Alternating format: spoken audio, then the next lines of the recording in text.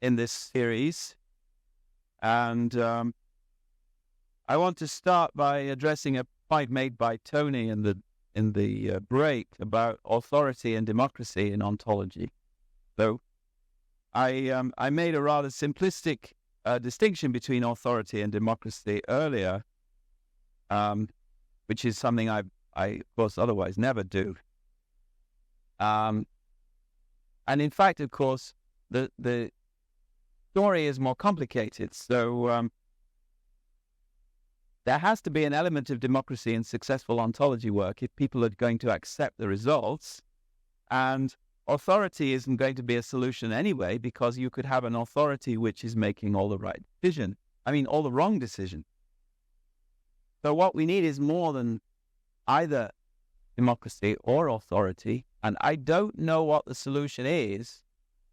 I have been tempted to suppose that the solution is like the solution that seems to work in the area of technical artifacts like TCP/IP or cell phone standards, where specialist engineers create a standard and test it thoroughly and violently before it becomes an official standard which is recommended for broader use. So I think that certainly much of that mentality has to become more entrenched in the world of ontology and terminology artifact. And then once you have done the testing thoroughly, and that once your artifact has proved itself through testing, then my assumption is that people will vote with their feet by embracing it. And that's sort of what happened in the biological world with the gene ontology. The gene ontology was never imposed as a standard. Because it worked in the way that it does, it has become a de facto. All right, so now let's start with from Aristotle to the universal core, which is the topic of this lecture series, and the final lecture is about the universal core, and more specifically, it's about the universal core semantic layer. Let me say something first of all about the universal core. The subtitle of this lecture is an ontology-based supporting layer for UCore 2.0 support, sponsored by the U.S. Army Net-Centric Data Strategy Center of Excellence. And these are the SEALs of the Department of the Army and the Chief Information Officer of the United States. So the DoD, the Department of Defense, has something called the Net-Centric Data Strategy, which was issued in 2003. And the idea is that the Department of Defense has many, many data sources, but they're very hard to find. They're very hard to use with the available tools. They're very hard to understand. You're not sure whether you can trust them. They don't work well together. And it's not clear anyway that even if you could find them and use them and understand them and trust them and that they were interoperable, you would want to, because it's not clear that they would address any need.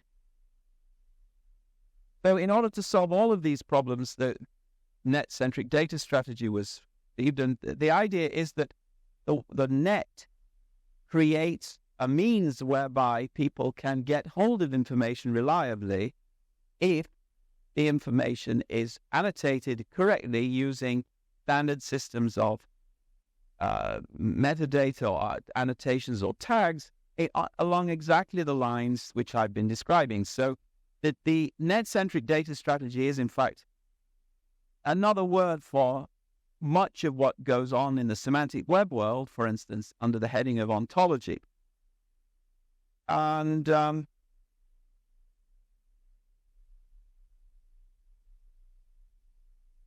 this net-centric data strategy served as the basis then for another effort, which is summarized in this document from the Federal Chief Information Officers Council, which means across the entire federal government, not just the Department of Defense, but all federal departments have chief information officers because they're all addressing exactly the same kinds of information issues, and they're all facing exactly the same opportunities when it comes to the use of the net in order to address some of these issues.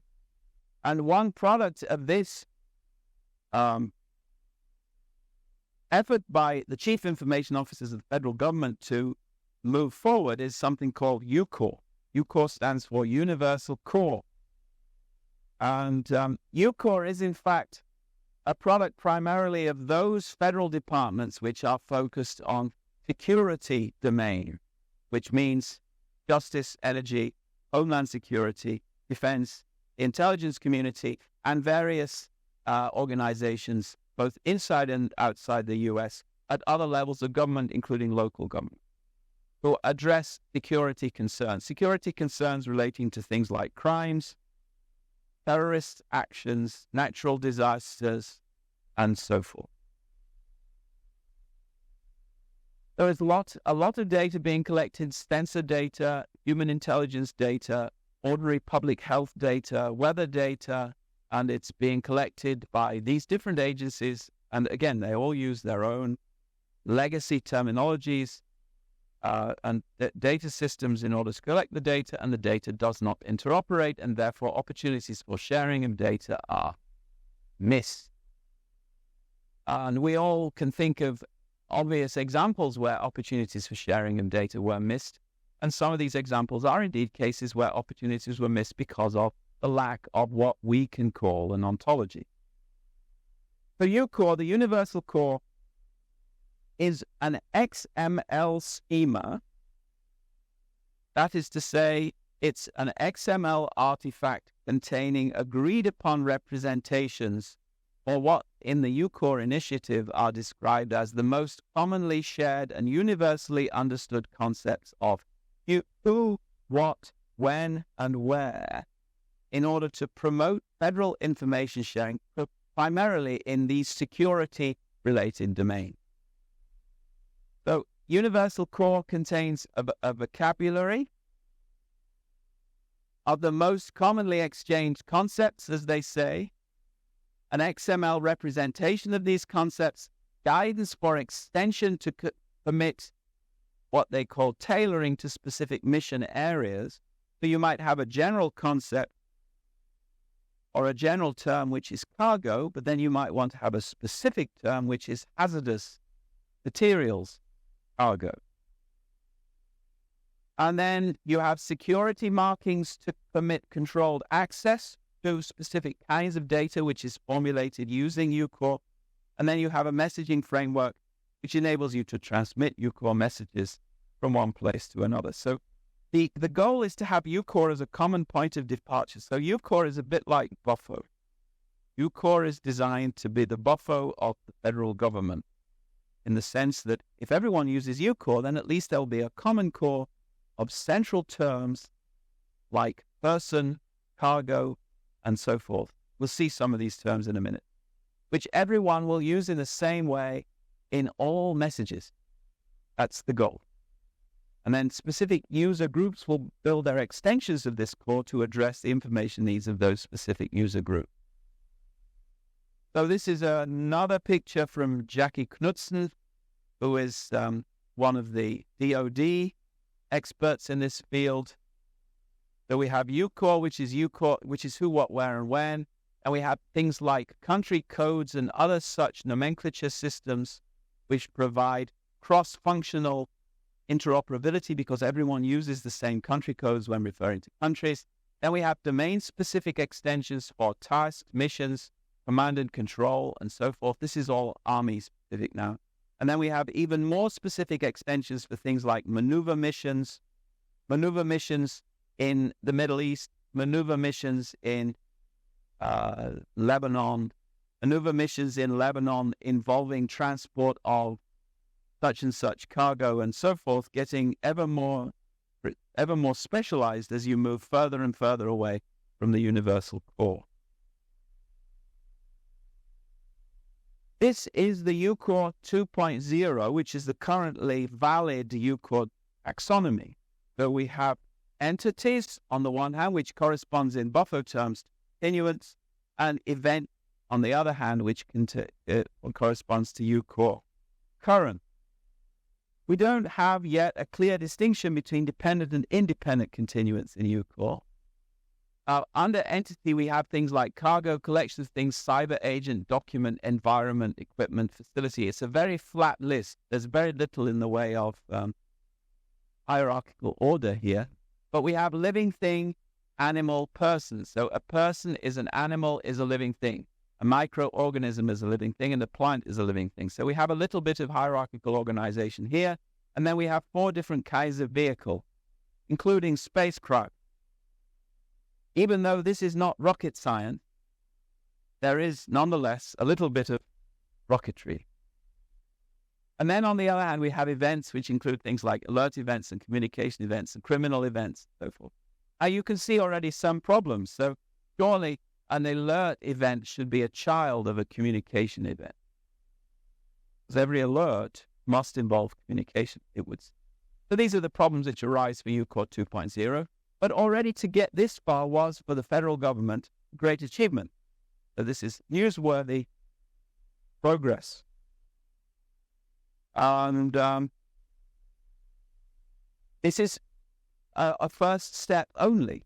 So this is part of an incremental strategy for achieving semantic interoperability.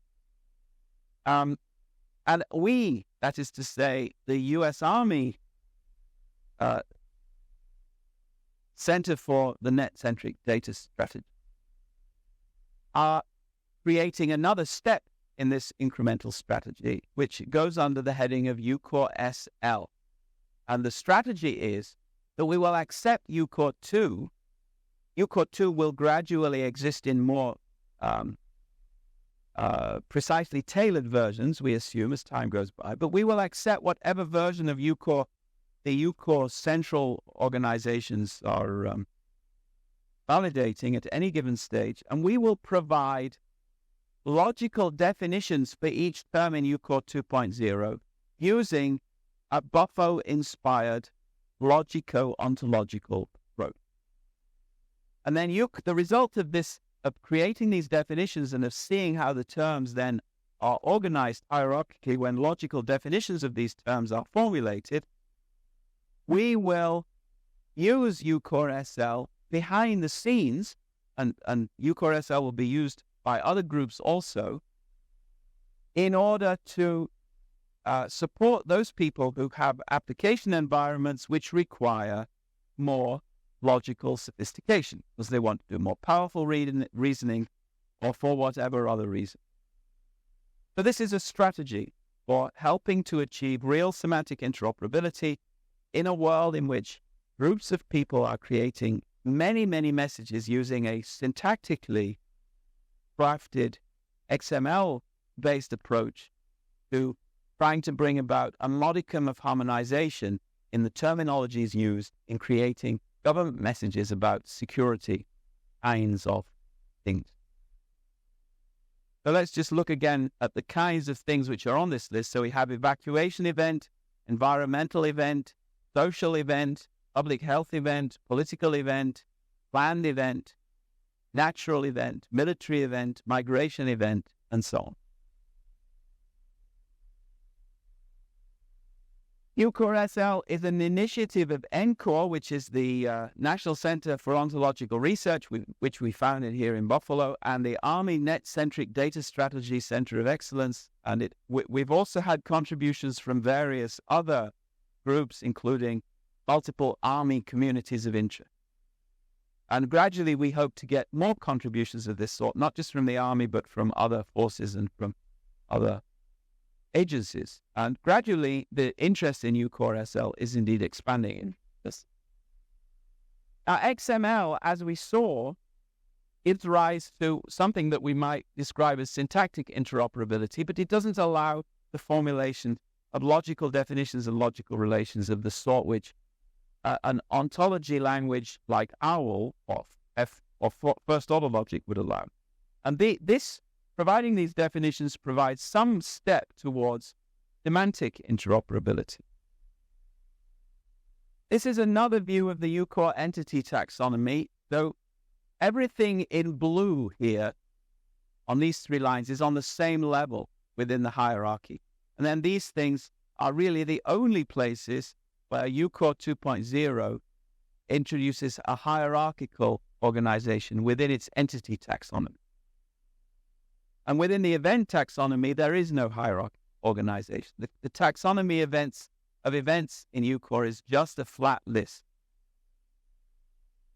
But there are clear examples where you would want to have child-parent relations in the world of events. So you might think, for instance, that a financial event is an economic event. Or you might think that a weather event, I can't see weather here. Anyway, I believe weather is here somewhere, that a weather event is a natural event. You can't say that within UCore 2.0 at the moment.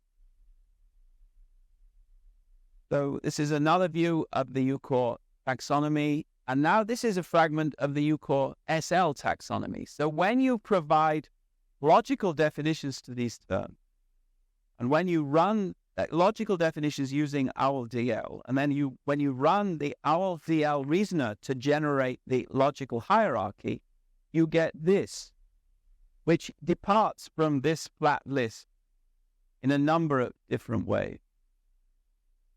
So now we have artifact is a physical entity. We have a government is an organization. We have consumable is material. We have microorganism is a living thing. We have a capability as a property and a physical property as a property. So these are ways in which we generate a hierarchical structure which is somewhat enriched compared to UCore 2.0 by working on logical definitions for the terms that UCore 2.0 has included. So this is yet another picture of the UCore 2.0 taxonomy, and you can see that it's very flat. You can't see much else. See that much. And this is a view of the UCore SL taxonomy, and you can see that it's much less flat. This is progress. It's still not by any means in good shape, but gradually we hope that this work in creating UCore SL and in the increasing growth of sophistication in the UCore community of what UCore SL will allow, will yield greater sophistication in the UCore 2.0 community, so that UCore 2.0 will become UCore 2.x or UCore 3, and then we will be able to create a much more coherent taxonomy in UCore SL map. So the fact that we created UCore SL using OWL-DL means that UCore SL can do various things which UCore 2.0 cannot do by itself. So if you are merging different resources, then the facilities that OWL-DL tool support provides are much greater than the facilities which XML provides, because an XML document is basically a clump, where an OWL-DL document is a logically articulated set of assertions. Not very well articulated because of the weak expressivity of OWL-DL, but still much more logically articulated than XML. And then also the fact that we are using OWL-DL means that we can use W3 standard software, of which there are now many different kinds, to do more enhanced kinds of reasoning with UCore message content. We can help to use these tools to do quality assurance on UCore messages. We can help to ensure a consistent evolution of UCore itself, because as UCore is extended and corrected, we can use UCore SL to check the correctness of specific proposals for extensions automatically. And then we can help to build reliable and consistent extensions of UCore by building those extensions within the UCore SL framework and then exporting them back to the UCore 2.0 XML. So UCore SL provides additional logical resources, and this is an example actually in connection with the problem of organizations. So there are many cases in which the same name refers to both an individual and an organization. So you might have an organization called Charles Taylor, which is a one-person company founded by a man called Charles Taylor. And it's important to keep track of the fact that they are two distinct entities. And this is a way in which UCore SL can reveal an inconsistency in an ontology because somebody failed to keep track of that distinction between those two entities. So the potential benefits for UCore 2.0 of having UCore SL are, for instance, that if somebody is using UCore 2.0 terms in ambiguous ways, as for instance in the case of organization versus person, then we can produce automatic warnings of such ambiguity or potential ambiguity. We can give automatic consistency checking when somebody proposes an extension of UCore 2.0. We can identify logical gaps in the UCore taxonomy, propose other corrections to the UCore taxonomy, as we'll see, and we can allow integration of the UCore 2.0 technology with W3C, semantic content deriving from a whole series of domains, including things like country code. And then the potential benefits of UCore SL for UCore users are that as UCore gets used more and more, then there are going to be a whole series of different subtyping processes which go on. The subtypes of hazardous event, which are important for a weather agency in the federal government, are different from the subtypes of hazardous event from the perspective of a chemistry or chemicals agency.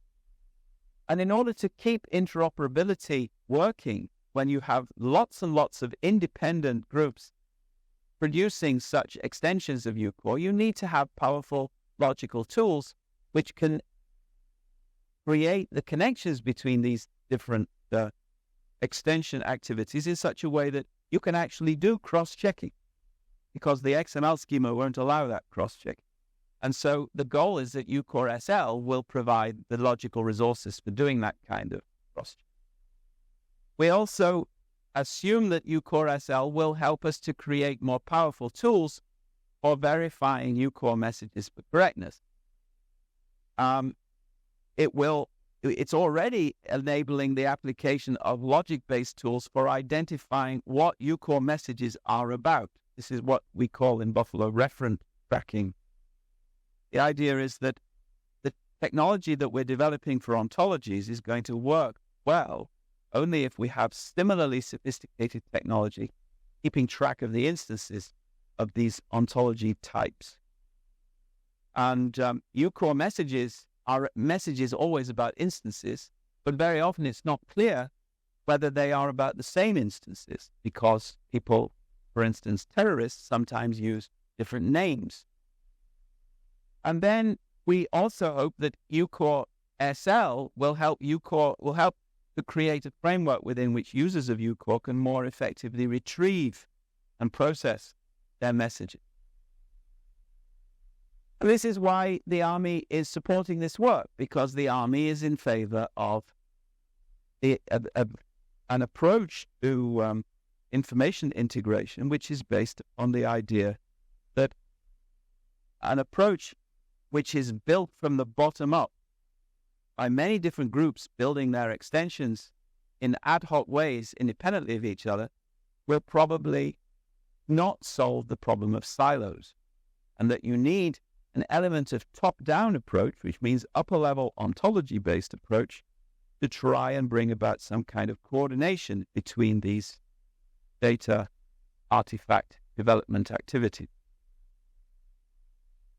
So what does NCORE do? Well, we've been working in Buffalo for a long time now, assembling a group of people who have the expertise to address these kinds of problems. And we already have a group in Buffalo which is developing a biometric ontology. And we have groups in Buffalo who have been working for some time on geospatial ontology. There is a group in Buffalo which is using ontologies for what is called data fusion. We're developing the infectious disease ontology. We have some people in Buffalo working for the petrochemical industry on an ontology project. And the infectious disease ontology work has given rise also to an NIH-funded vaccine ontology project. And we believe that this is an illustration in the small here in Buffalo of a much more general phenomenon, which is that once you've worked out how to do the ontology job in some areas and you've tested it thoroughly in those areas, then it's generalizable to other areas in ways which brings exactly the benefits which I've been describing already. You don't need to reinvent the wheel. People can use the lessons which have been learned by others in order to avoid mistakes. The ontologies which get built work well together because they've been built using the same principles. And so we provide, as this lecture series demonstrates, training in the use of this kind of approach. We've done a lot of work in evaluating terminology resources, and we're still doing this work, for instance, in connection with NOMED.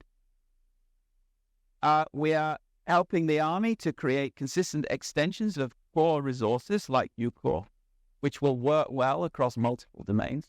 And we are testing software which will enable reasoning with data formulated using UCore messages, partly exploiting the ontology technology here in Buffalo, but also exploiting our work on referent tracking. So we bring on this basis a whole series of benefits which follow from coordination. So some of these we've already mentioned. We can profit from lessons learned. We can reuse tested software resources. We can bring it about that data is collected in forms which make it automatically comparable with data already collected, even when the data is in new areas. And we can bring it about that there's no need to reinvent the wheel. The wheel has already been invented, and it should be continuously used over and over again, but used in new domains and in new sorts of ways, using the principles which have already been thoroughly tested earlier. All right, now the following slides come from Major Bill Mandrick. Are you still a major? You let me know when. So this is an example of how this is working in the area of command and control. So command and control is what is called a community of interest. You should correct me if I say anything which is wrong. And the Army organizes its information work in terms of highly structured communities of interest. So the command and control community of interest consists of these 6 components. So things like force structure, situational awareness, planning, and so forth. And we're building a C2 core ontology, which is designed to draw out, using the UCore SL basis, the ontological structures which are involved in each of these 6 components. And for each of these components, there is something called joint doctrine. And so what the methodology which is being applied is to take the UCore SL framework, take the principles of realist ontology and the referent tracking and the Buffalo vision, and extract from the literature of joint doctrine what the relevant terms would be, what their definitions would be, what their relations would be to each other, and thereby create an ontology which is an extension of UCore SL. A joint doctrine is captured in these doctrinal sources. So this is JP50, which is Joint Operation. I have no idea, actually, because I can't read it. That's Joint Doctrine for Command and Control Warfare. And this is Mission Command Control of Army Forces. This is Command and Control. This is Department of Defense Dictionary of Military and Associated Terms, as amended through 30th of May 2008. You see that each of these things has the steels on it.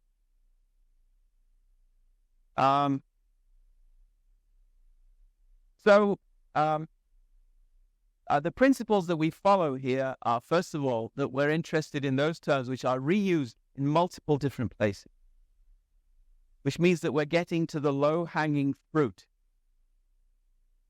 And we are doing this on the basis of experience of people who have actually been involved in infantry warfare. So they know what the important terms are, and they know what these terms mean. And so a fragment of the result looks like this. So this is yet another view of the UCore hierarchy. This is the UCore top-level hierarchy. We have planned event, and for the C2 core, we add a new child, which is a joint operation. So there is the event term in UCore, there is the planned event term in UCore, and then there is the joint operation term in C2 core. There is the military event term in UCore, and there is the engagement, battle, and campaign terms in C2 core, and so forth. So you can see what the strategy is. And again, this is not rocket science, but this actually is the answer to the maiden's prayer when it comes to attempting to bring about a situation in which the thousands of different data sources which the army has at its disposal should work well together. And the important thing here is that we have an element of authority built. Back up. You don't have to go back, but the joint doctrine, joint means all of the service in the Department of Defense and agencies. So Homeland Security, the other agencies. Joint doctrine means all of the agencies and all of the services have input. And that dictionary on the bottom right there is, a couple thousand pages. There's a lot of terms in there. So where do we get our content from? We don't have just a room full of ontologists trying to figure this out. We have doctrinal terminology coming from the subject matter expert. If you go forward to right there. Now, one thing this does that's very helpful is when you're sitting with a room of doctrine writers, you'll look at this taxonomy here and you'll say something like, well, isn't a military event a subtype of planned event? Well, yeah, so we probably need to discuss that and maybe make a revision to the UCore taxonomy. But these are the types of things that even subject matter experts will make those mistakes. And right now we're looking at things like, well, military event seems like it's probably a subtype of a planned event. You would hope it would be planned, but not all military events are planned. But those are the conversations that that a simple taxonomy generates a lot of very interesting conversation. Thank you. All right, so this is the ontology of C2 information content entities. So information content entities are things like an estimate, an objective, a plan, an order, a report, a status report. Some of these things need to be binned under some of these other things, I think. So we have things like orders include fragmentary orders, movement orders, operation orders, warning orders. Plans include a battle plan, a campaign plan, a contingency plan, an operation plan, and so forth. And where did these terms come from, Bill? That's all. And you see, look at the bottom right there, that gray box. If you go to Commander's Intent, that's the actual definition taken right out of Field Manual 3-0, which is... And this hierarchy here, where did that come from? All of those terms are taken from doctrine. And the subtyping, where did that come from? Same thing. Okay, so this subtyping is in need of revision, I think. Yeah, I think some revision is in order. And this was just briefed, just in a side note, I just briefed this to NATO last week, and they were very excited about, even with... NATO, yeah. And even with some of the revisions that are needed, they see that this is very well thought through. And even the subject matter experts, when sometimes you have to, they don't want to talk to you at first because you're some sort of ontologist, philosopher, they don't even know what that is.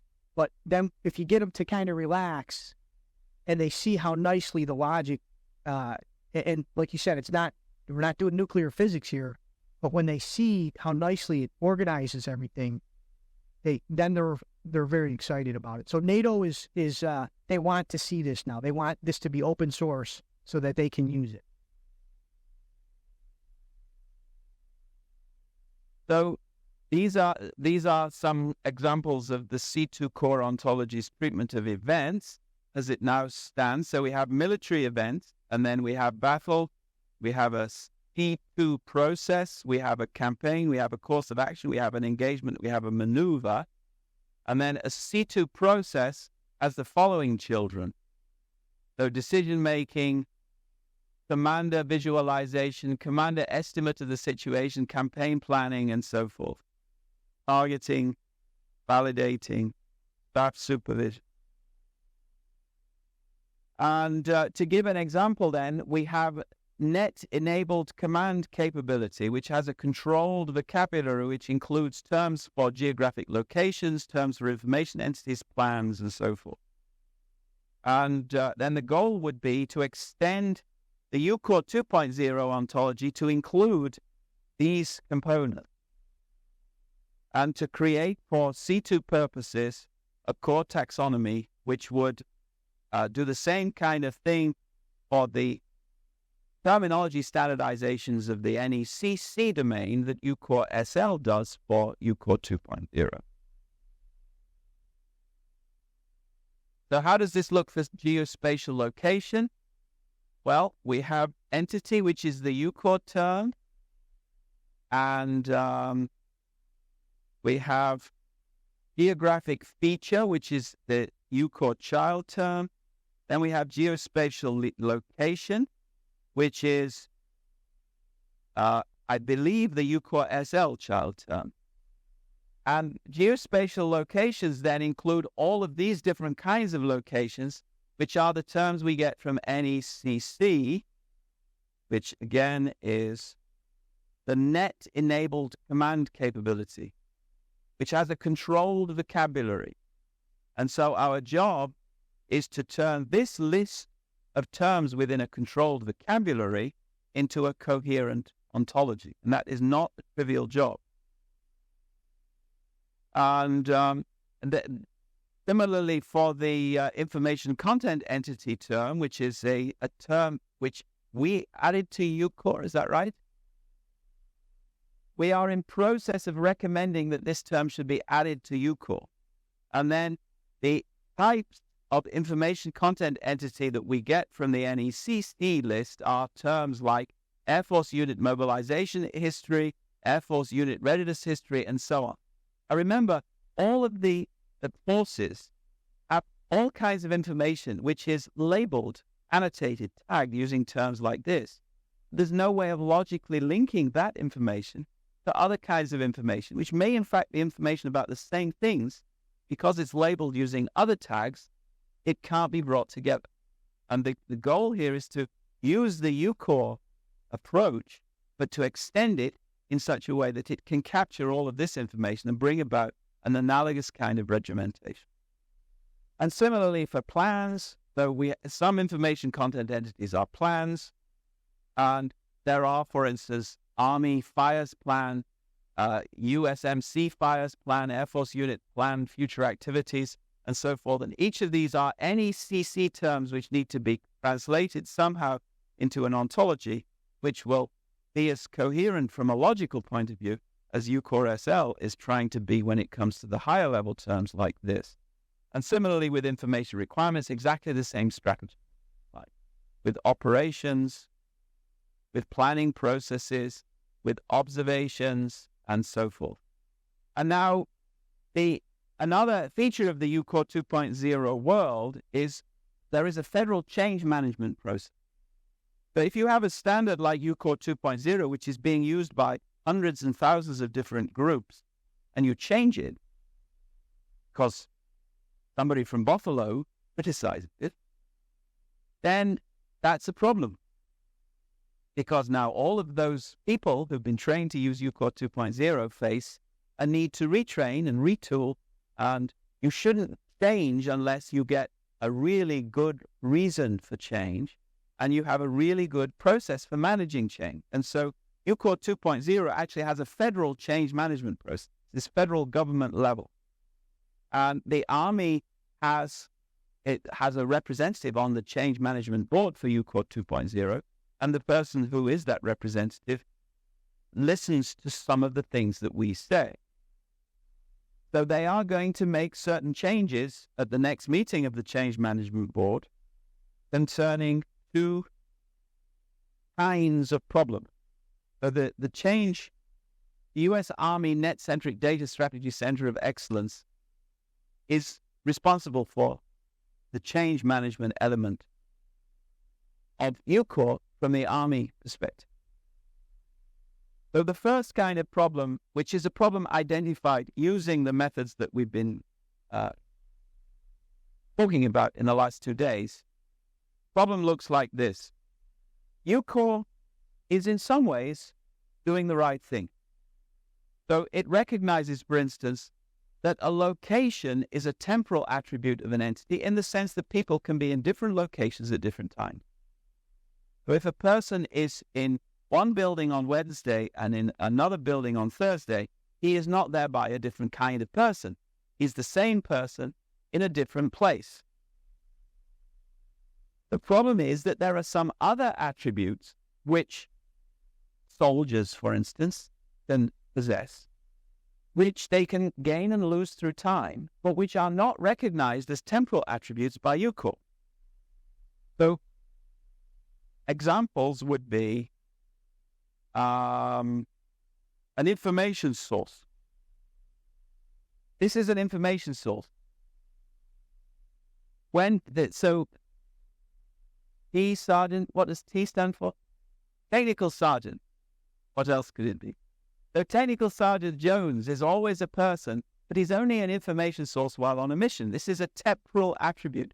But UCore classifies infrastructure as a kind of entity along with person. Now, this is a problem because there aren't special kinds of people called information sources. Rather, sometimes people are information sources. They have the attribute of being an information source, but sometimes not. And in order to do justice to this distinction, UCore needs to have a more coherent representation of what Buffo called dependent continuance. And so we're going to propose that information source not be treated as a subtype of entity, but rather that it be treated as a subtype of temporal attribute or quality or whatever term ends up being decided upon. Another example is cargo. So for UCore, cargo is a special kind of entity. But of course, one and the same thing might be cargo on Wednesday and a vehicle, in UCore terms, on Thursday. So being cargo is not being a special kind of entity. It's not, to use the Aristotelian terms we met yesterday morning, cargo is not a category of substance. It's not a what category. It's a how category. It's an accidental category. And you can summarize the problem addressed here by saying that UCore doesn't have a really good way of distinguishing between substances and the accidents that they enjoy at different periods of time. So basically, we're going to ask them to introduce a category of dependent entity called role. And then some persons play the command role, some vehicles play the cargo role, some persons or vehicles play the information source role, some things play the target role, but they don't always play the target role, and they don't always play the cargo role, because that's the whole point of role. They are things that you play at certain points in time.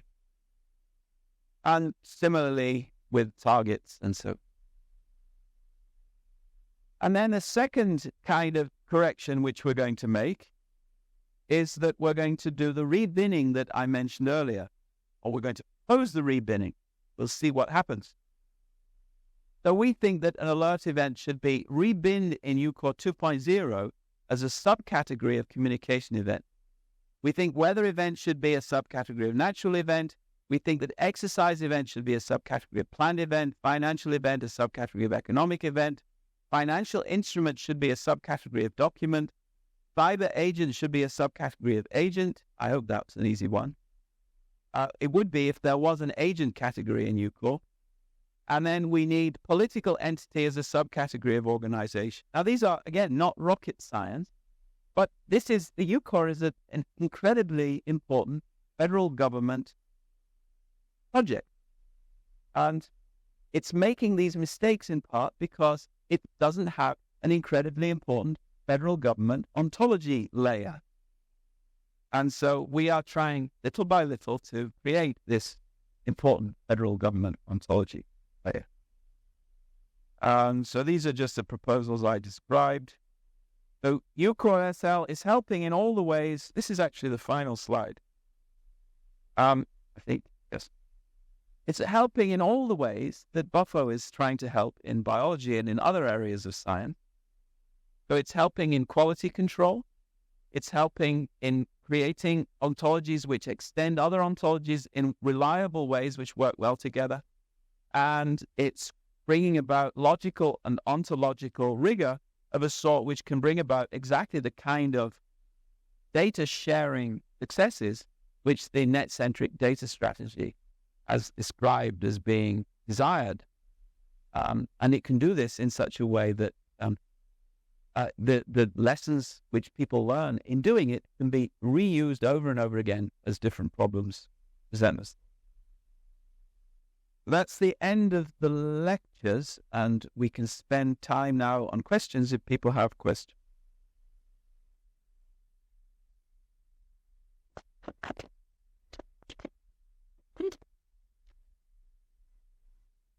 Well, I have a comment, and I'm not sure how to say this politely, but Looking at impolitely. and saying impolitely, looking at the UCore 2.0, it made me very, very worried that the people who are in charge of such an important project came up with that result.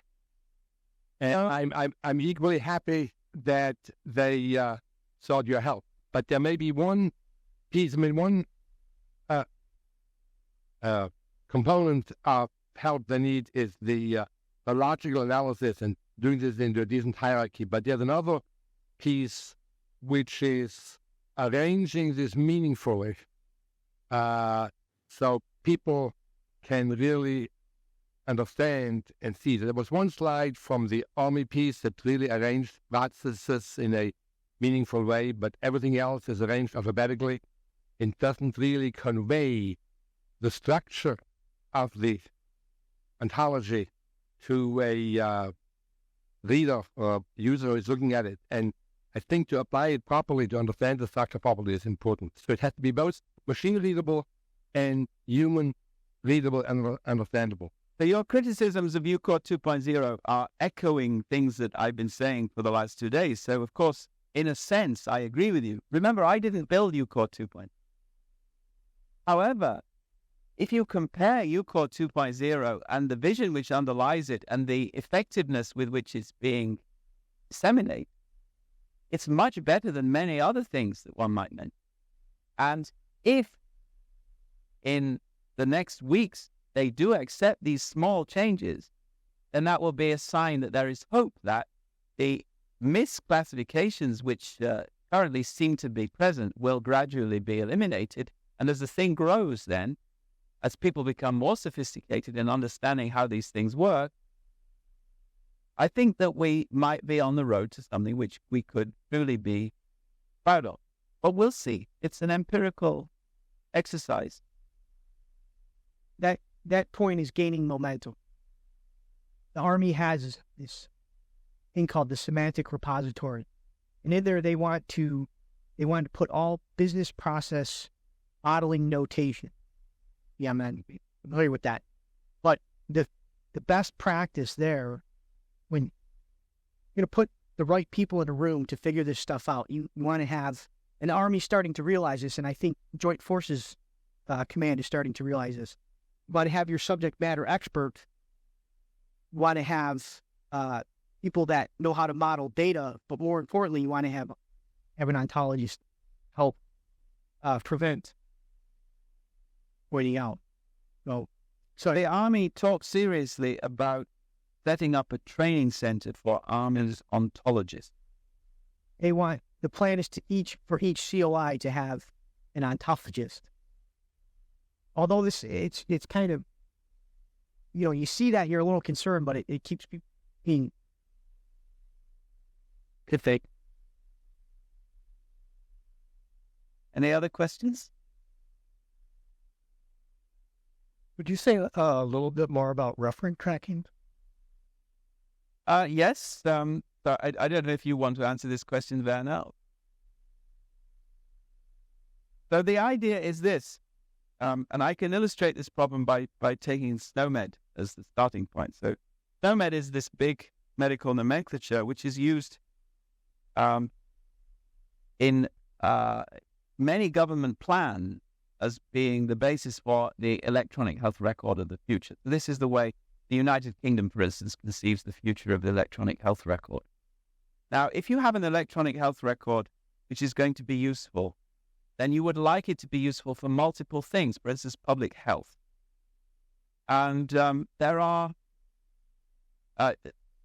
SNOMED codes for very many things which you would want to include in an electronic health record.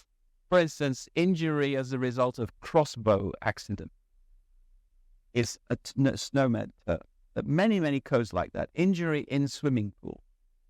And you can code the fact that some patient has some disease or infection and that the patient was in a swimming pool by using general terms from SNOMED for things like swimming pool, injury, infection, and so forth.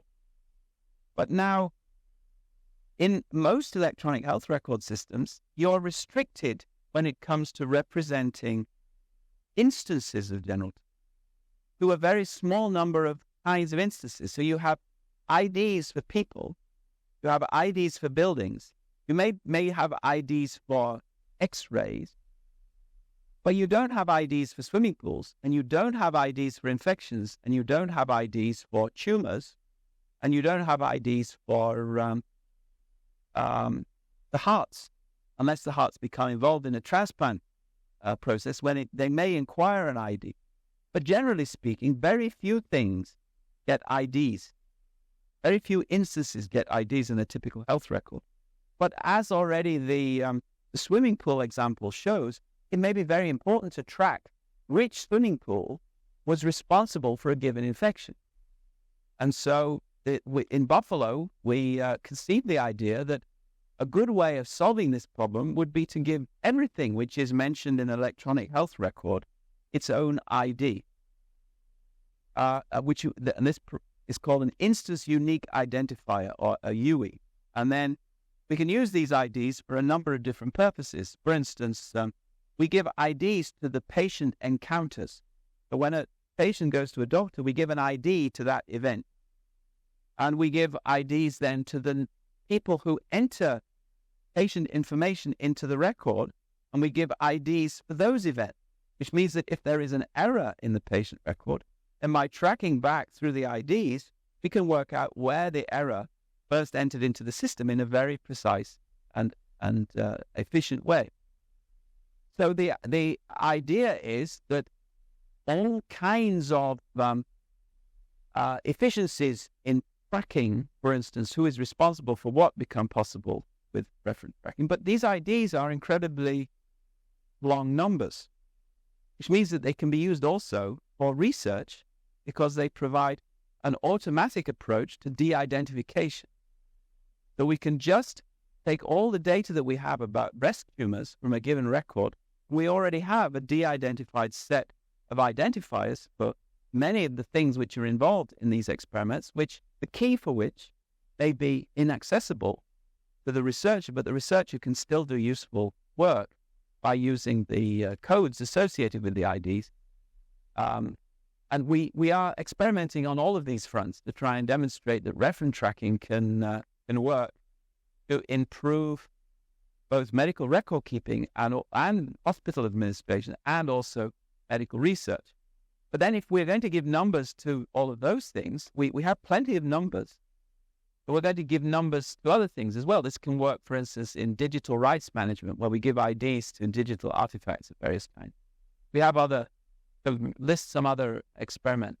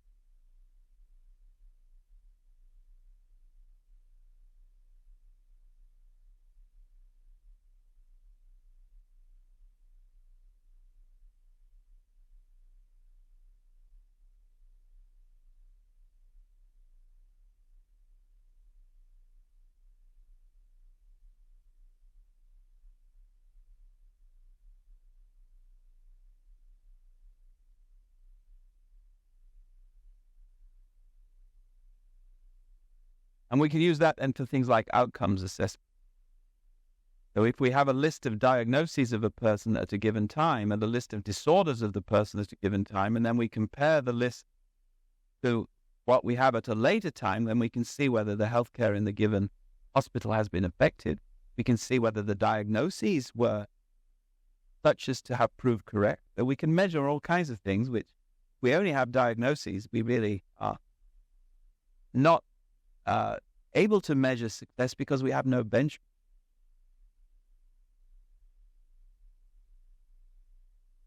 Any more questions? Yep.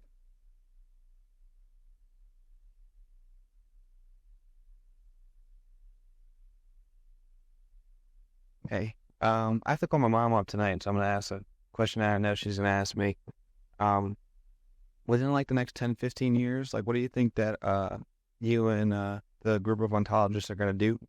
And another softball question, because I know she's going to ask me about it. If people could, when they study ontology like 20 or 30 years from now, what do you think they're going to say about your work thus far? And what do you want them to say after today? Like what else do you want to do? So Wundt goes down in history as a kind of joke. So Wundt wrote hundreds and hundreds of books which no one reads anymore. But he did found the world's first experimental psychology laboratory, and he's in every psychology history book. So I don't want to go down in history as a joke, but I would like to go down in history for some one thing like that. And with regard to what ontology will be like in 20 years' time, I think even before 20 years' time, we're going to reach the point where we will have, using referent tracking, combined with ontology, really good representations of biological systems, which will enable us to do much more in the way of virtual biology research without needing any patient. So we can use data about patients to do really high-level research that we can't do now because of the data itself is confused. It's not clear whether it's data about patients or data about information about patients. As soon as we start to get rid of that confusion, then the quality of the data will rise, and it will rise to the point where we can do more and more interesting kinds of biomedical research. And we can do comparable things, of course, in other domains. Let's see.